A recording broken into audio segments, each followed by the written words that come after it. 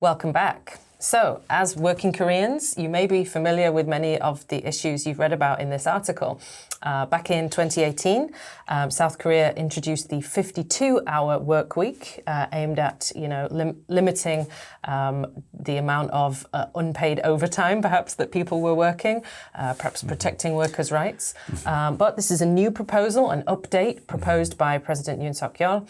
And it seems like he wants to make it a more flexible option. So you can do perhaps lots and lots of working hours in 1 week or 1 month, and then do less working hours in the following month or week or whatever. So it would work on a sort of average basis rather than a strict 52 hours a week every week.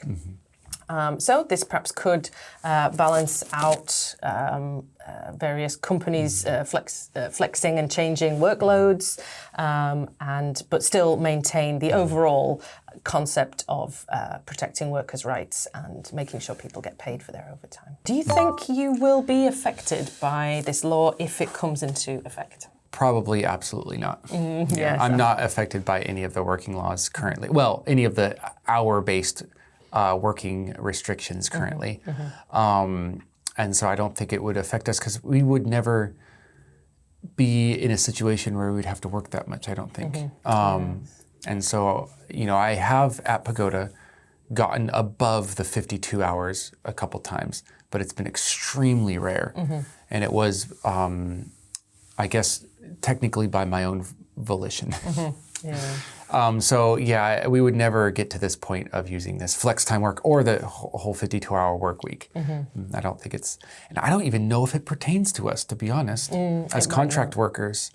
I don't know. I don't think it'll impact us at all. How do you think labor laws in South Korea compare to those of other developed nations? Have you noticed any major differences with the American system?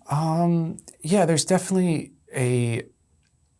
I guess I want to call it a hyper-focus on trying to keep everybody's rights as high as possible. Of course, there's going to be political differences between business, keeping the rights of business more strict or the rights of workers more strict. But it seems like America doesn't have that sort of gung-ho part of that whole, like labor unions or, being on the side of business or whatnot. I think the laws there often makes sense. Like it said in the article, there is no limit to the hours you can work, but America said you got to pay them for those hours. Like you can work as long as you want all day, every day, but you have to pay them for those hours. And I think that's quite logical in a lot of ways. So South Korea does feel a little bit more worried about the details rather than just letting the economy work it out by itself. Yeah. Well, coming from the UK, I guess I'm in the opposite position. I think, we're generally much more leftist anyway in all of our policies. And I think in our work week is much shorter. The mandated work week is 38, 37. The exact number escapes me, but I know it's a lot less than 52 before you qualify for overtime. There's a lot of sort of pension rights and workers' rights, but I think British companies just avoid it by refusing to employ people on a full-time basis and employ them only on contract basis, so they don't have to pay attention to any of these supposed workers' rights protections that we have in the UK. So I don't really know how effective it is. But anyway, yes, I think Koreans feel perhaps a little bit less protected than a permanently employed British worker. Yeah, that's interesting. Also, our minimum wage is much higher. Although I don't know how long that's going to last because the British economy is tanking, so it might all change. Yeah, I think the world is coming to a kind of a reset in a lot of ways with the economy. It's not inconceivable that in the future we will all be in Mad Max. Yes, I will need to stop learning how to teach and start learning how to use a flamethrower. Start snorting that spice liquid or whatever that was called, the paints or whatever.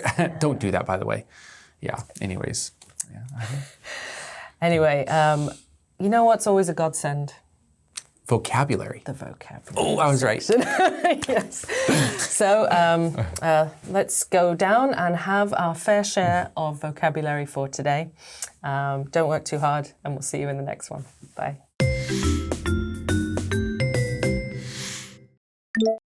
Godsend. Godsend. Toil away. Toil away. Inconceivable. Inconceivable. Feet. Feet. Upend. Upend.